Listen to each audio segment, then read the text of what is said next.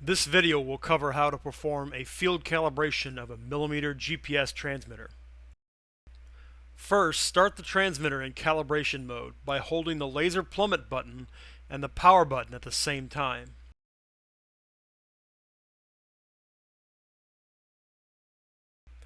When the channel lights begin cycling, the transmitter is in calibration mode.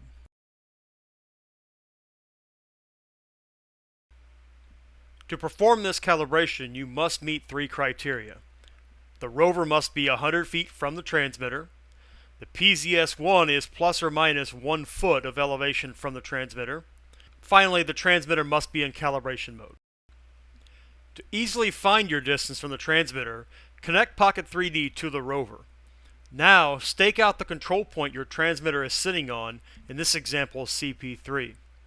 You will want to walk 100 feet away from the front face of the transmitter where the handle is located. You can also raise or lower the rod to get within the 1 foot elevation window. Once you have done this, use a bipod to stabilize your rover. Now, go back to mmGPS transmitters, select the transmitter you are calibrating, and select TX Calibration. Press the Next button to begin collecting measurements from the transmitter. Note that only the handle side is enabled right now. If you are facing any other window on the transmitter, you will not take any measurements and an error will appear in Pocket 3D. After 30 seconds, you will need to turn the transmitter 90 degrees counterclockwise or to the right. It is recommended to loosen the set screw on the tripod and turn the transmitter 3 times clockwise to avoid accidentally unscrewing the transmitter.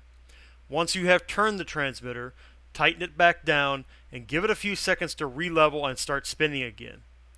Hit Next to take measurements from this face of the transmitter. Repeat these steps for the other two faces, always remembering to turn the transmitter clockwise. Once all 4 faces have been measured, Pocket 3D will show you the error on the X and Y axis of the transmitter. Hitting Finish will prompt you to reconnect to the mmGPS transmitter to upload this data. Find the transmitter in the Bluetooth devices and hit OK. Once the adjustments have been sent to the transmitter, power cycle the unit so that it operates in normal mode. You should now also see an adjustment date in Pocket 3D, letting you know when this transmitter was last calibrated.